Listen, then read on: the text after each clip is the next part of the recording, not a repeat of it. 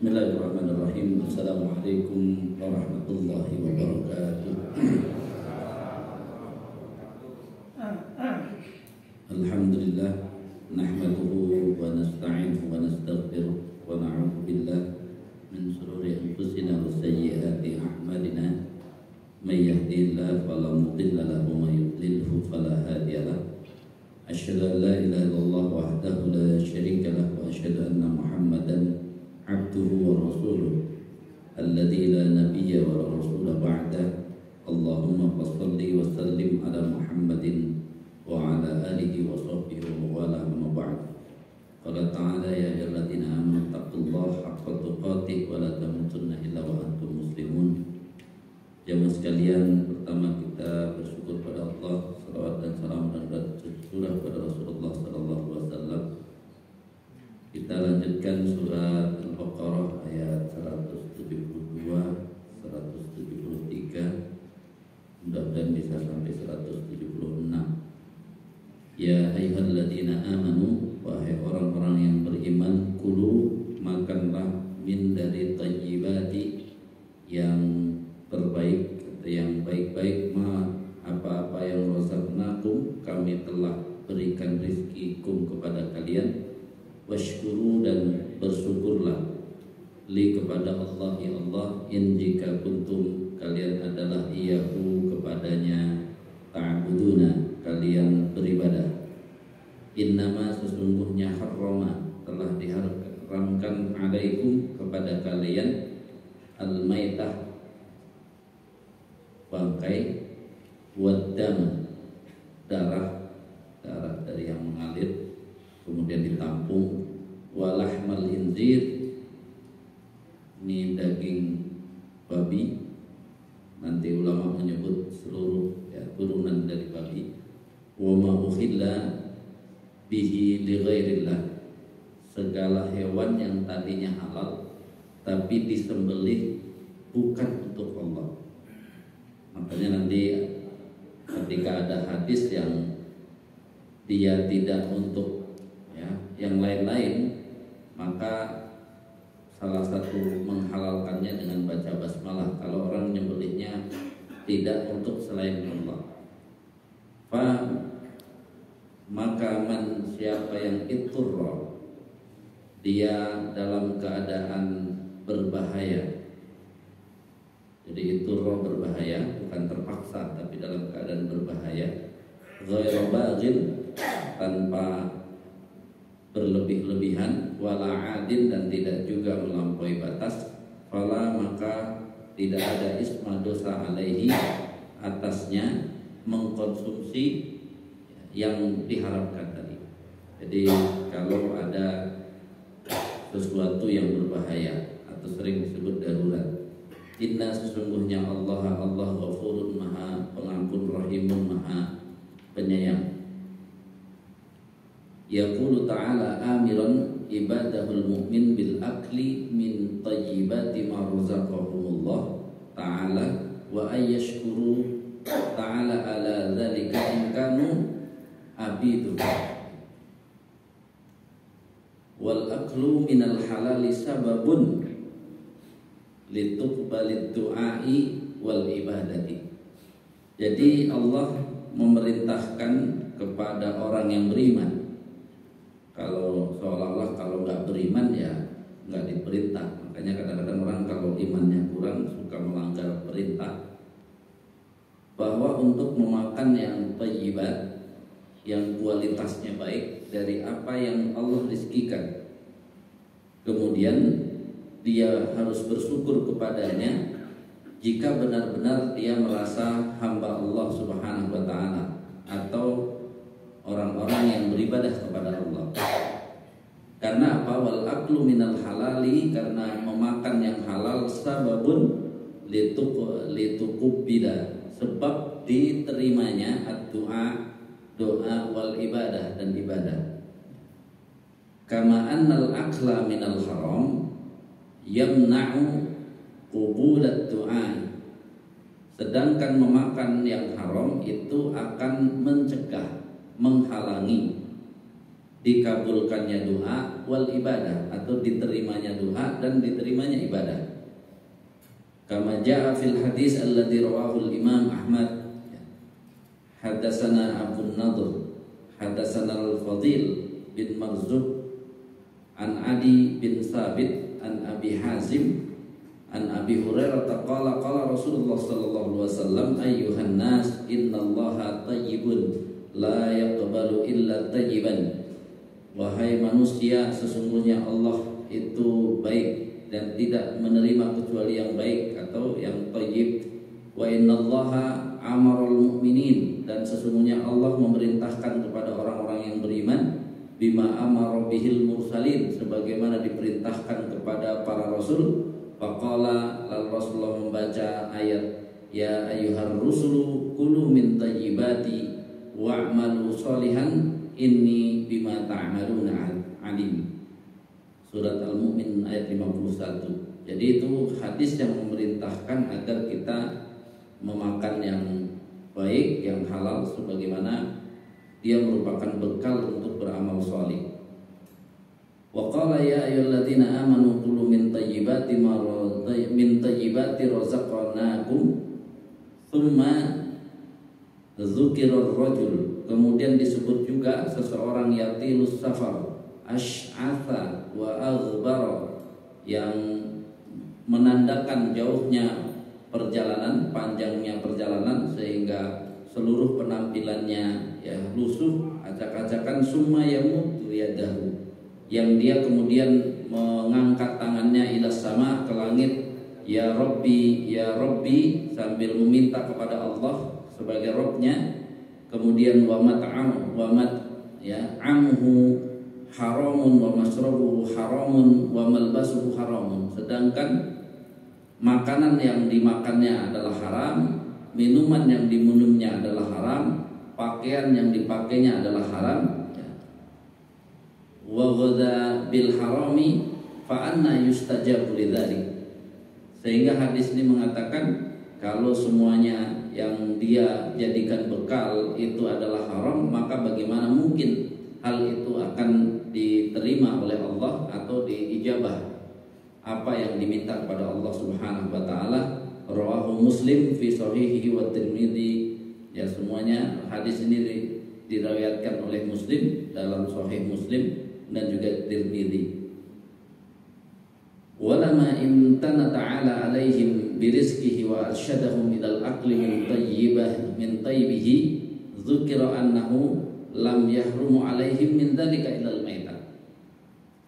Kemudian ayat setelahnya, maka Allah mengharamkan, dan yang disebut haram yang pertama itu adalah bangkai. Tentu bangkai yang dimaksud adalah bangkai dari binatang yang kalau syarat untuk mengkonsumsinya harus disembelih terlebih dahulu. Itu yang disebut bangkai yang diharamkannya. Nah, kemudian waqad hassasa al-jumhur min dzalika maitatul bahri. Tetapi ada bangkai yang dibolehkan untuk dimakan, itu adalah bangkai dari binatang laut. Ukhilla lakum saydul bahri wa ta'amuhu. Dihalalkan kepada kalian ya, sesuatu yang biasa dipancing di laut, berarti kan ikan-ikan. Wa ta'amuhu, ya. Kemudian memancing ikan atau menangkap ikan di laut, dan juga memakan hasil dari laut dan yang ikan dan lainnya. Kalau dulu kecuali kapal selam katanya. Tapi kapal selamnya Pak Haji Nawawi halal, halal. Kapal selam Palembang halal. Nah, kemudian di sini jelas ya, uhilla lana maitatani wa damani as-samak wal jarad wal kabat wal tahal ya. Ini ada beberapa hal yang disebut, walaupun dihalalkan kepada kami dua mayit, dua bangkai, as-samak wal jarad. Itu adalah ikan, dan al-jarad itu belalang. Jadi belalang itu Makanya dulu ada yang mabuk belalang karena belalang halal. Kemudian ya yang disebut ya dua darah itu adalah al-kabad wa tohar. Berarti apa? Hati binatang gitu kan. Itu kan asalnya darah juga kan. Kemudian yang lainnya adalah yang berbentuk itu jantungnya ya. Itu yang dihalalkan, sedangkan darah yang ditampung itu tidak halal. Jadi darah ditampung, kemudian dibekukan, kemudian dijual, dimasak. Apa sebutannya? Marus ya. Marus itu haram. Ya. Nah, kemudian yang menarik di sini dihubungkan dengan in kuntum iyyahu ta'budu. Jadi sesuatu yang halal kemudian yang haram dikaitkan dengan ibadah. Maka akhirnya kita bisa menyatakan bahwa orang berjuang untuk mendapatkan harta yang halal itu nilainya pasti ibadah karena dihubungkannya dengan ibadah. Bahkan kalau kita lihat harta yang halal, makanan yang halal itu malah juga dihubungkan menjadi sesuatu diterima atau tidak diterimanya, baik doa ataupun ibadah. Jadi sangat penting kita memahami halal haram ini yang merupakan dia ada hubungan langsung dengan doa kita, ada hubungan langsung dengan ibadah kita. Jadi semangat untuk mengkonsumsi yang halal, yang thayyib itu merupakan sesuatu yang harus kita pahami. Nah, di sini ada kalimat ya, famanitturra ghairu baghin wala 'adin. Kalau kita lihat ya, beberapa penafsiran ulama yang dimaksud dengan itturra fima akala minal ittirar wa balagna wallahu alam annahu la yuzadu ala salasati laqmin. Ada yang mengatakan bahwa ghairu baghin wala adin itu ada yang menyebutnya tidak boleh lebih dari 3 potong gitu ya. 3 potong. Jadi dan waqala Sa'id bin Jubair ghafurun lama akala minal haram. Kalau kasusnya memakan yang haram, maka menggunakan ismu Allah yang di sini disebut innallaha ghafur. Ghafur itu karena kita memakan yang haram. Tapi rahimun itu adalah ya, karena kita memakan ya. Wa idza ukhila lahul haram fil ittirar.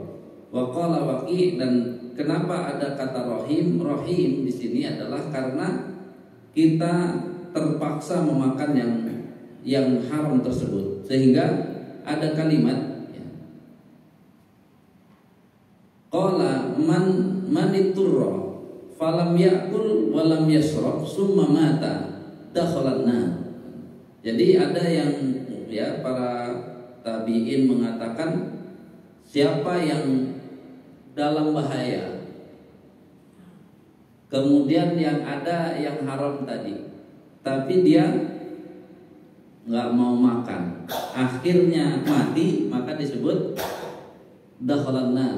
Dia bisa dimasukkan dulu ke neraka karena dia telah berbuat dosa dengan bahaya tadi, tidak diusahakan dengan memakan yang asalnya haram tadi. Jadi sampai penekanannya itu yang dibicarakan ulama sampai kepada tingkat bahwa kalau dia dalam keadaan hampir mati tadi, kemudian ada makanan haram, dia nggak mau makan, tetap disebut berdosa oleh mereka. Karena apa? Allah sudah ngasih garansi bahwa kalau kamu makan nggak berdosa. Berarti kalau makan nggak berdosa, nggak makan terus ternyata ditakdirkan wafatnya, tapi dia nggak berusaha untuk menyambung dan sabab dari wafatnya karena dia nggak mau menyambung makan itu awalnya bahaya yang didapat, maka tetap disebut dosa. Jadi memang agama kita di poin ini maksa gitu ya. Sudah dikasih. Ini makanya disebutkannya jangan disebut keringanan gitu ya. Hada yaqtadi anna aklal maitah lil muttar azimah la rukhsah. Bahwa memakan yang bangkai yang bagi orang yang tadi itu yang dalam keadaan darurat tadi azimah itu adalah sesuatu yang ditekankan, disuruh gitu ya, bukan rukhsah.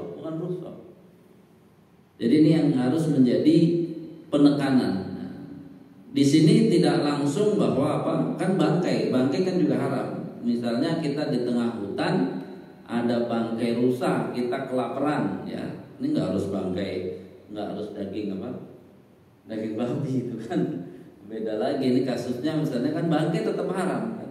Tapi kita dalam keadaan kelaparan yang sudah sekian, kalau tidak nyambung tadi 2-3 ya suap dari daging tersebut, kita membahayakan diri. Kalau sampai kepada tewas disebut dosa ya, tapi berarti harus makan. Dan makan yang haram di sini ini kalimatnya bukan keringanan, tapi apa? Sesuatu yang diharuskan karena dia dalam keadaan darurat tadi.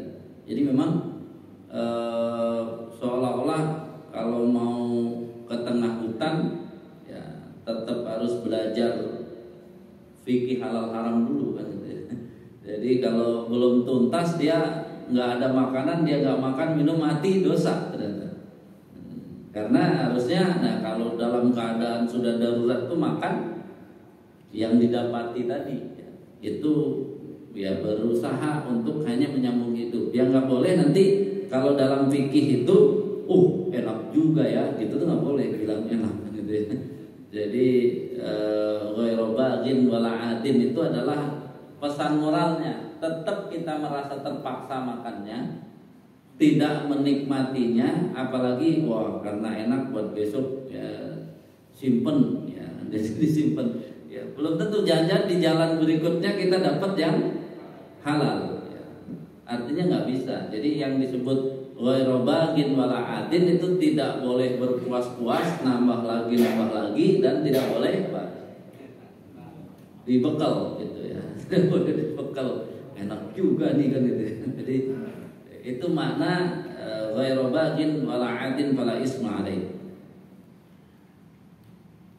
Kemudian ayat berikutnya, innal ladzina yaktumuna ma anzalallah minal kitab wa yashtaruna bihi thamanan qalila. Orang-orang yang tidak menjelaskan apa yang telah Allah turunkan berupa Alkitab. Ini penekanan asalnya adalah kepada ahli kitab asalnya. Tapi hari ini sebenarnya menyembunyikan apa yang Allah telah turunkan itu termasuk mengajarkan tidak keseluruhan. Jadi memang mengajar ini harus benar-benar ya kita terus menerus. Kemudian banyak yang disampaikan karena apa? Jangan sampai ada yang masih tersembunyi. Jadi model belajar kita tuh belajar sampai semuanya terbuka bagi kita. Nah kalau kasus tadi dia sudah tahu, ditanya tidak disampaikan, berita yang asli dari Allah tidak disampaikan, maka kemungkinan kalau disampaikan atau tidak disampaikan ukurannya adalah kepentingan dunia, maka ulaika ma ya'kuluna fi butunihim illan nar. Sesungguhnya hasil dari menjual agama tadi, maka sebenarnya dia telah memakan di dalam perutnya itu adalah an-nar. Ya. An-nar di sini bukan api tapi disebutnya neraka. Wala yukallimuhumullahu yaumal qiyamah wala yuzakkihim walahum adzabun alim. Kemudian sudah jelas Allah tidak akan menegurnya. Ya, pada hari kiamat Allah tidak akan menyucikannya. Menyucikan itu menunjukkan Allah tidak mengampuni. walahum adzabun alim, dan baginya adalah azab yang pedih. Ulaika alladziina ishtaraw adh-dhalalata bil huda wal 'adzaba bil maghfirah fama asbarahum 'alan nar. Mereka itulah orang-orang yang memilih mendapat kesesatan, dilepaskan hidayah, memilih azab dan melepaskan ampunan. Fama asbarahum, alangkah sabarnya mereka 'alan nar, terhadap neraka. Dzalika bi anna Allah nazzala al-kitab bil haqqi, karena sesungguhnya Allah telah menurunkan kitab ini dengan benar. Wa innal ladzina ikhtalafu fil kitabi la fi shiqaqin ba'id, sesungguhnya orang yang masih berselisih tentang kitab, tentang ketentuan Allah, la fi shiqaqin ba'id, sungguh berada dalam penyimpangan yang amat jauh. Jadi pilih fikih klasik atau piagam PBB kan gitu ya. Itu kan aneh-aneh, itu udah jauh ya, sangat jauh. Itu udah menunjukkan apa? Berarti dia pengen ikhtilaf dalam kitab. Hukum itu udah jelas, nggak usah diutak-atik. Masa pidatonya luar biasa ya. Jadi piagam Perserikatan Bangsa-Bangsa bisa dimasukkan ya sebagai sandaran hukum bagi umat Islam, kan lucu lagi. Jadi yang di sana itu siapa ulama yang menetapkan apa aturan-aturannya kok akan dilihat menjadi sandaran hukum. Sandaran hukum kan sudah jelas. Sudah jelas. Kalau dulu saya belajar ada ke-NU-an, karena saya sanawiyah itu kan madrasah sanawiyah ya. NU yang Nahdlatul Ulama nomornya 10 gitu ya. Disebut Pena Wajah Pendidikan Ahli Sunnah wal Jamaah. Di dalam KNU jelas. Di sana namanya sumber hukum itu adalah Al-Qur'an, As-Sunnah, Ijma', Qiyas. Nggak ada nambah lagi apa namanya piagam PBB atau piagam yang lain. Masih mending piagam Madinah gitu ya. Kemudian juga ini PR besar bagi orang yang akhir zaman nggak mau belajar, karena akhirnya apa?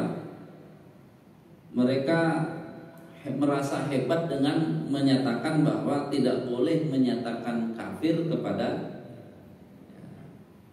orang kafir. Jadi tambah lucu lagi. Tidak boleh manggil kafir kepada orang kafir. Itu kan bertentangan dengan ketentuan Allah. Artinya ini menunjukkan kepada kita bahwa mari kita belajar. Kalau nggak belajar, kalau belajarnya salah, kita seperti itu aja bisa bingung.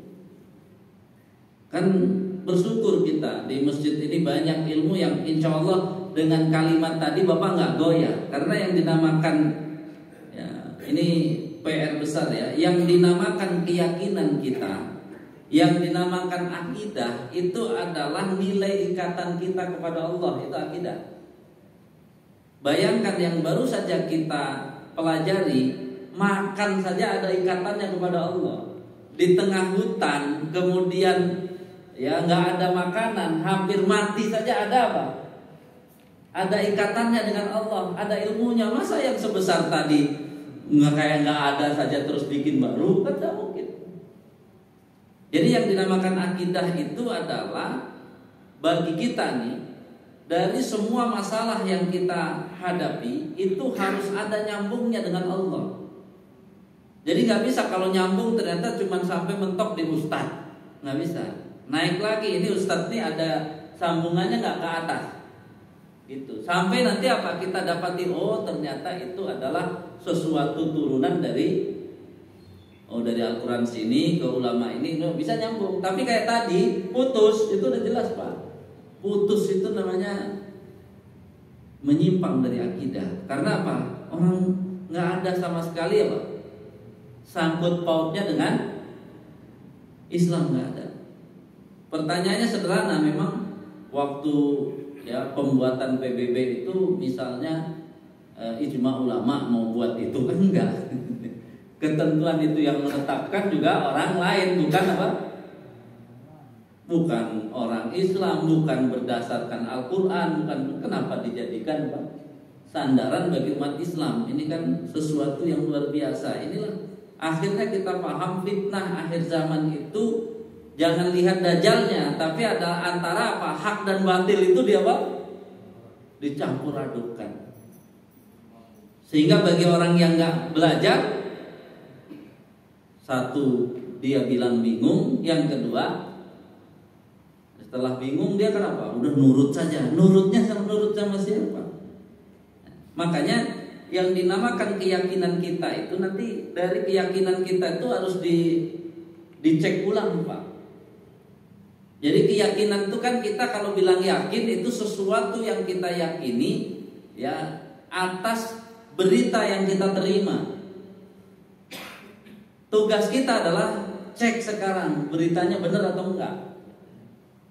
Waktu itu sudah kita sebut ya, misalnya kita gugat nih tentang apa?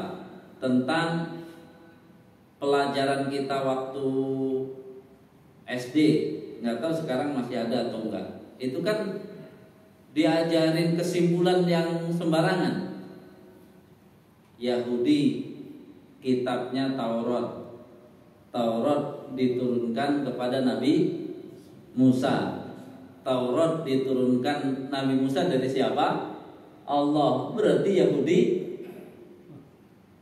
dari Allah, kan gitu ngomongnya kita. Ya kan digiringnya kan gitu kan? Seolah-olah ajaran Yahudi dari Allah. Karena begitu maka Yahudi kita namai Samawi kan.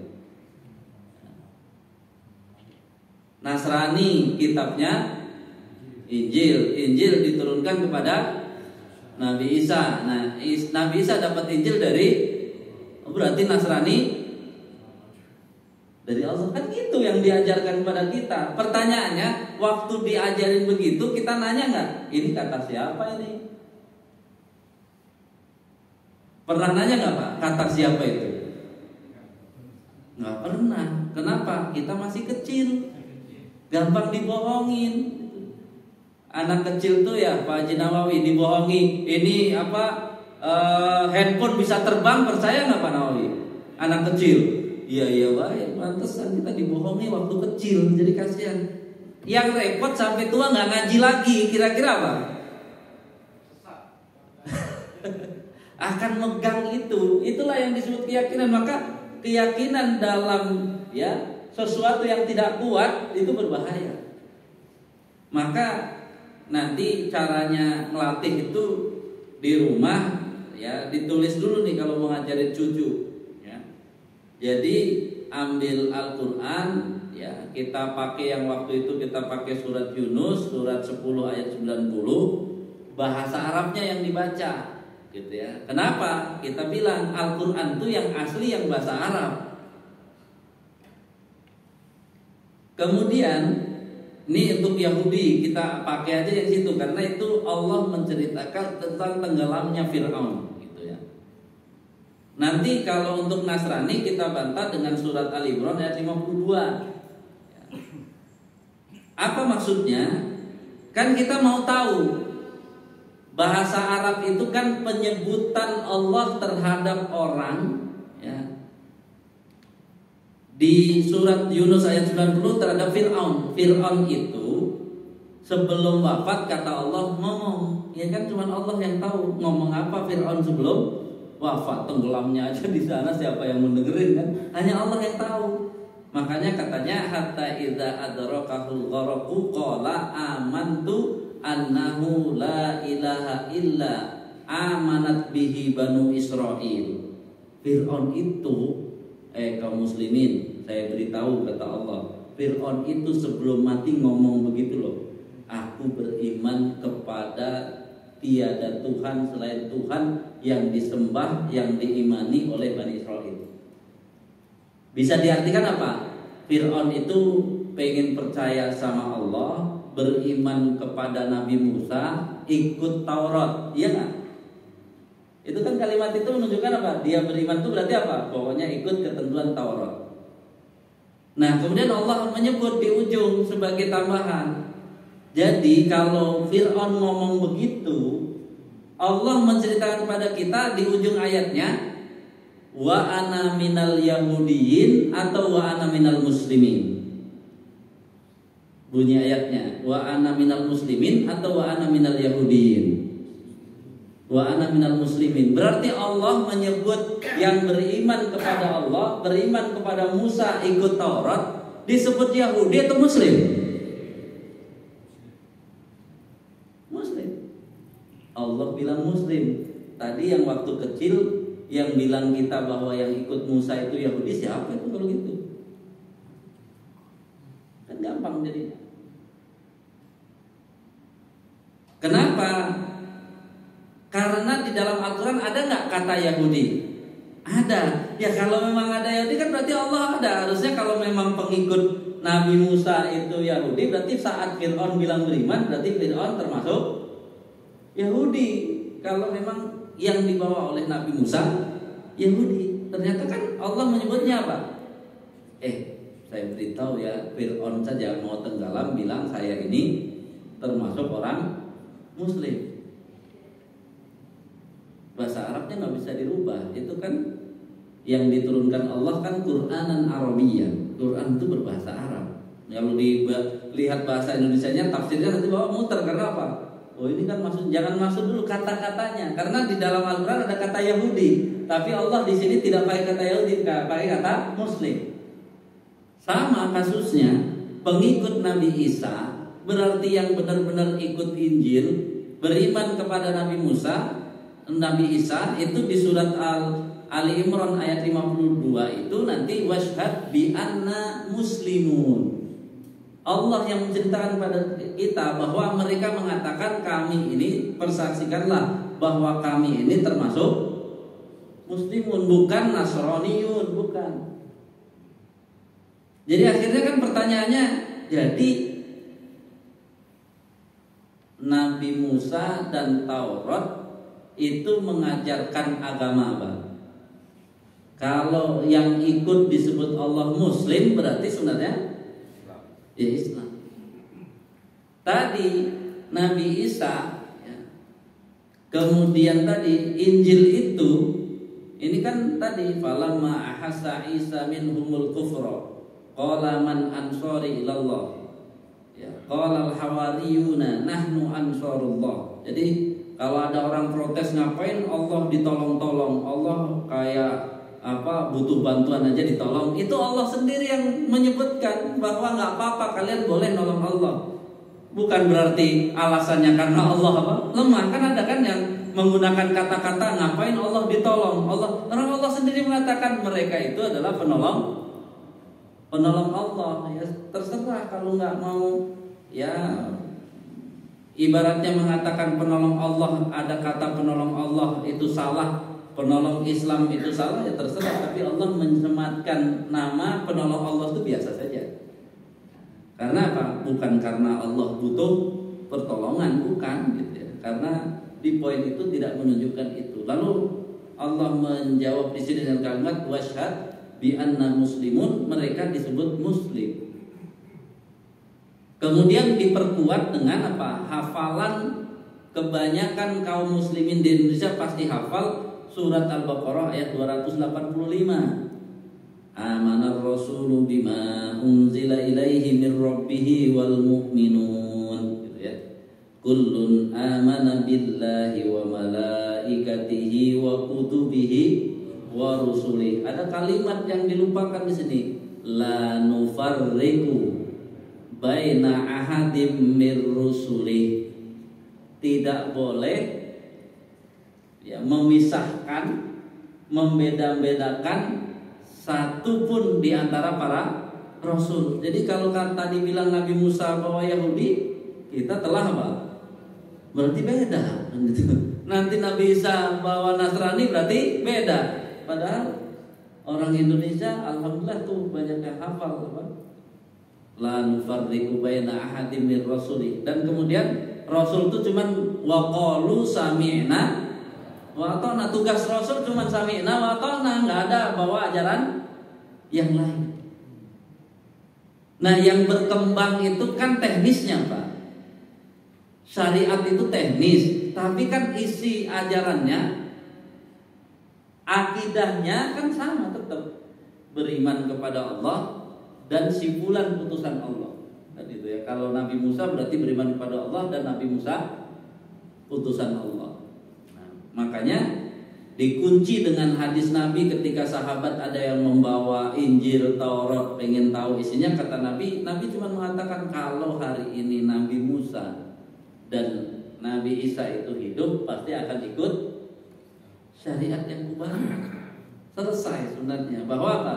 Karena kalimat tadi la nufarriqu baina ahadin min rusuli, enggak ada rasul itu membawa ajaran menjadi firqah berbeda dengan rasul-rasul sebelumnya. Jadi ajarannya tetap intinya tauhid tadi, mengesahkan Allah, terikat dengan Allah di semua bidang, baik ekonomi, politik, semua itu ada ketentuan. Makanya bahasa ketentuan ini yang kita sebut sebagai akidah, ikatan ya. Akidah itu kan ikatan, kita harus terikat dengan ketentuan Allah dimanapun kita berada. Ada terlibat.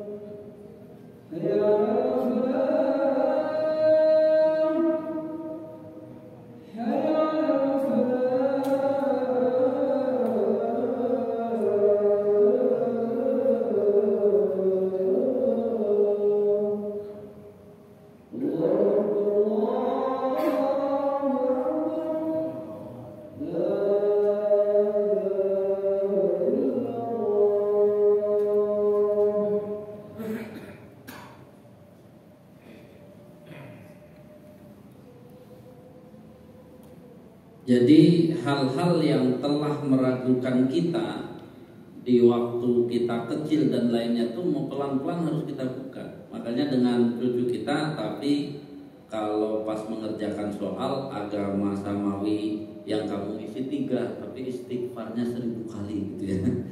Karena asalnya kalau ditelusuri berarti yang benar-benar dibawa, kalau samawi itu artinya agama yang diturunkan Allah ke dunia ini cuman satu, agamanya cuma satu. Karena Allah akan menyebut ya, orang yang mengikuti Nabi yang jelas-jelas ya Nabi Musa, Nabi Isa itu disebut Muslim oleh Allah, bukan disebut dengan sebutan lain. Sehingga artinya apa? Kita udah berapa tahun itu disimpan pengetahuan itu, dibenarkan. Kalau kira-kira tidak terbiasa membuka Al-Quran kan pasti akan protes dia. Oh, yang benar. Semua orang juga gak bilang begitu. Ya orang kan ke dasar kita bukan orang. Allah menyebutnya gak begitu. Itu kan akhirnya kan kayak logika apa, emas itu kuning kan gitu. Terus apa ya, kotoran juga kuning. Kan tadi jadi mencocok-cocokkan logika yang sebenarnya apa, entar dulu dicek dulu benar atau salahnya. Sehingga kalau walaupun kita belum meneliti, sangat mungkin yang mengarang tadi ya agama dengan sekian itu sangat mungkin itu kalau nggak temennya penjajah ya, karena biar apa, kan penjajah ke daerah-daerah juga menyebarkan agama, nanti dia bilang ini agama samawi juga kan gitu ya, punya apa kalimat untuk itu. Makanya yang dinamakan toleransi itu udah jelas sebenarnya Pak. Toleransi itu bukan membenarkan dan menyamakan ajaran. Toleransi itu yang masing-masing berpegang pada ajaran yang benar menurut masing-masing. Kita nggak usah marah, misalnya orang Nasrani bilang, oh yang benar tuh Nasrani, Islam salah. Ya nggak apa-apa bagi kamu, tapi bagi kami Islam yang benar, agama kamu salah. Tapi nggak usah berantem.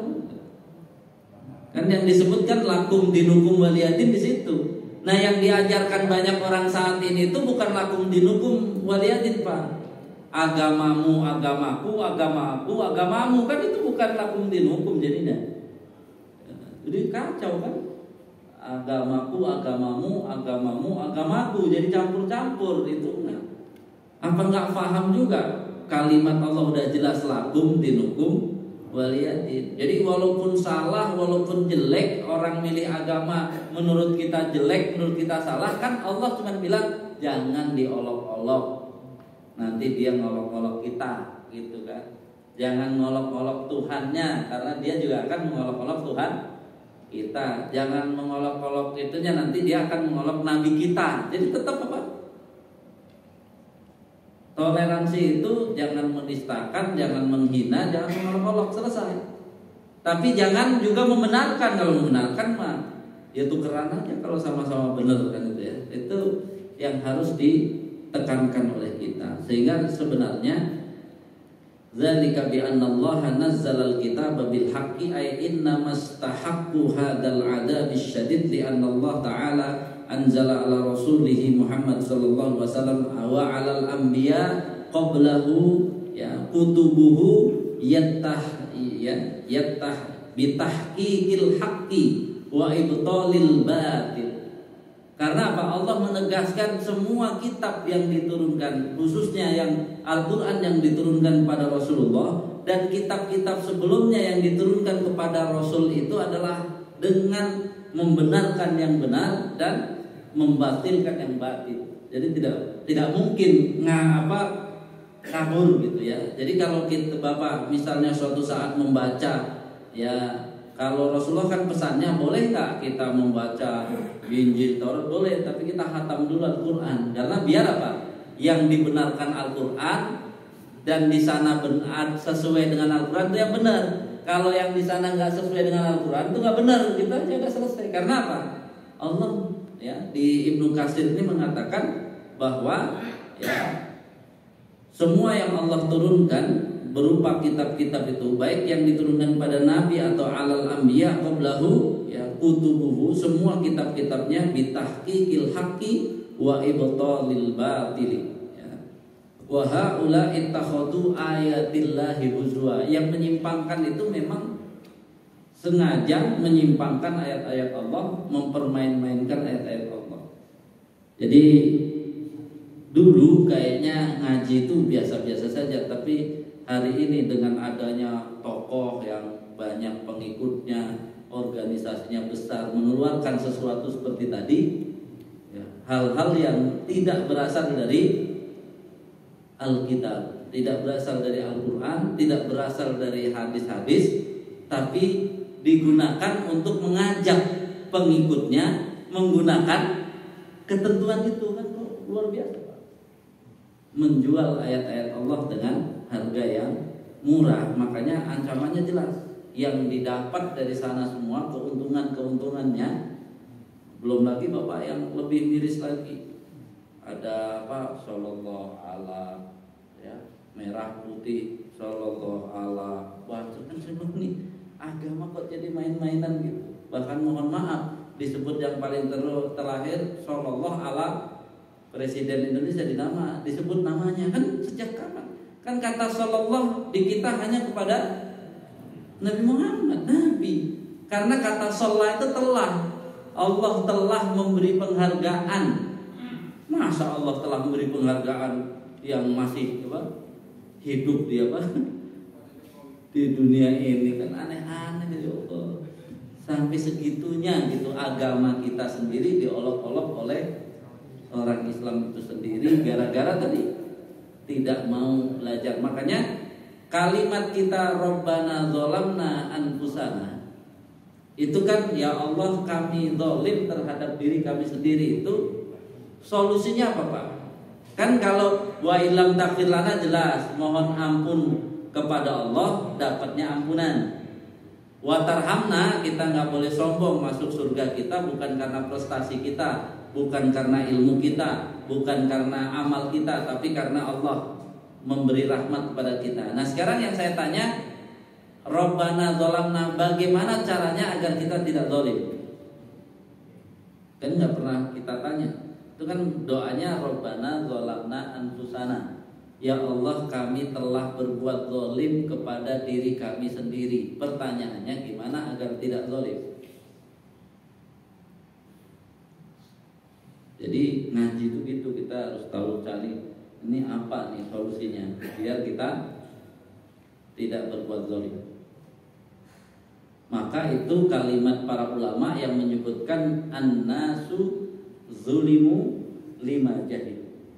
Manusia itu akan melakukan kezaliman karena sebab dia tidak tahu, jahil. Berarti solusi dari Rabbana dzalamna anfusana adalah ngaji yang benar, belajar Islam yang benar. Jadi Bapak kalau nggak ngaji, nggak belajar Islam, Bapak ngomong Rabbana dzalamna anfusana, kalau kata malaikat bohong.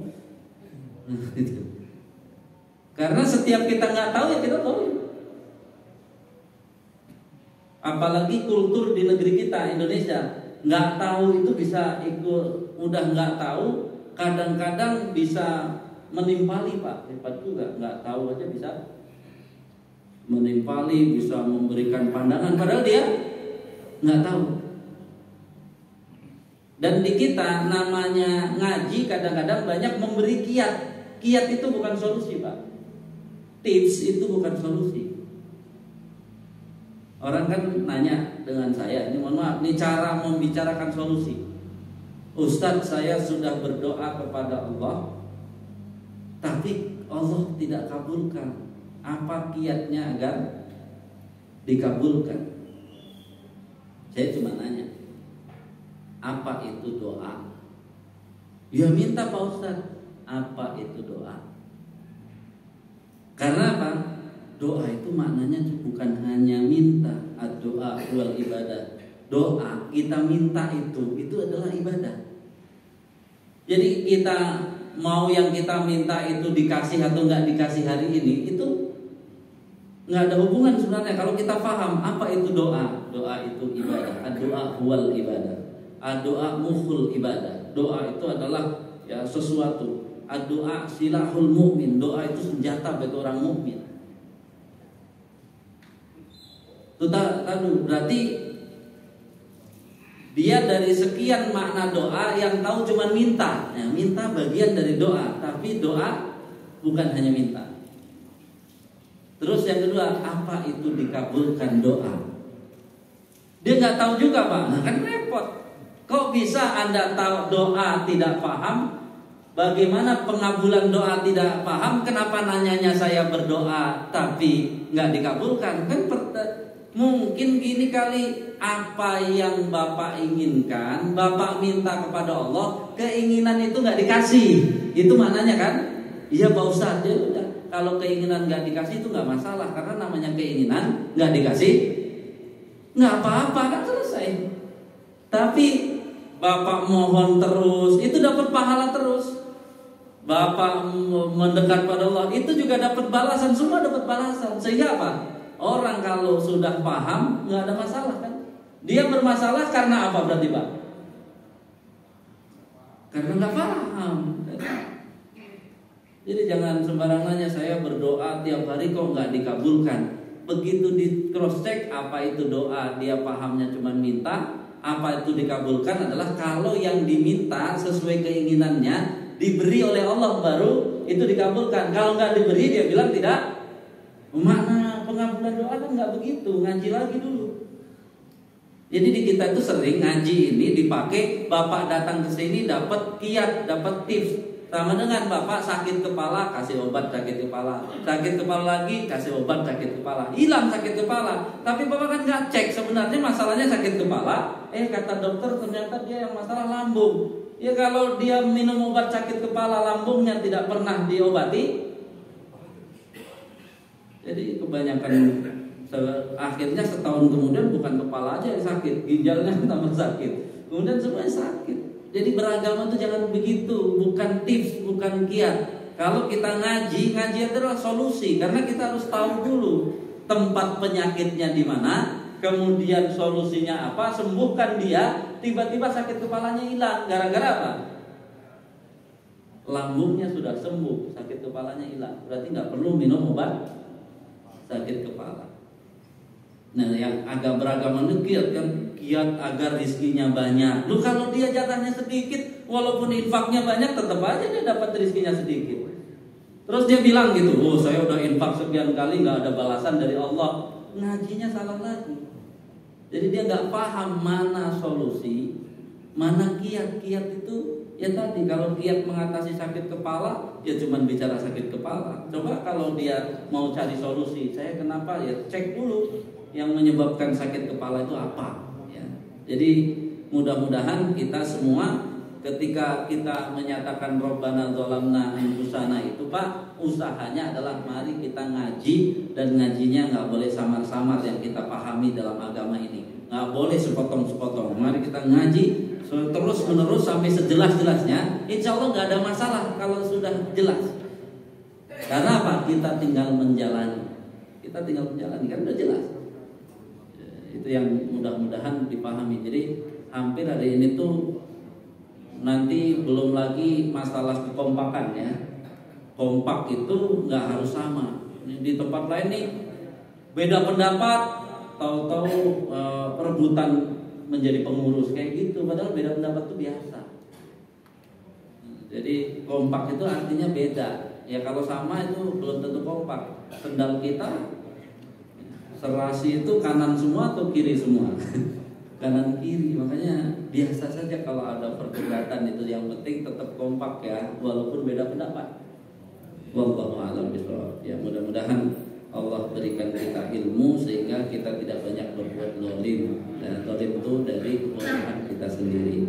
Hadanallahu wa iyyakum ajmain. Kurang yang mohon maaf. Assalamualaikum warahmatullahi wabarakatuh.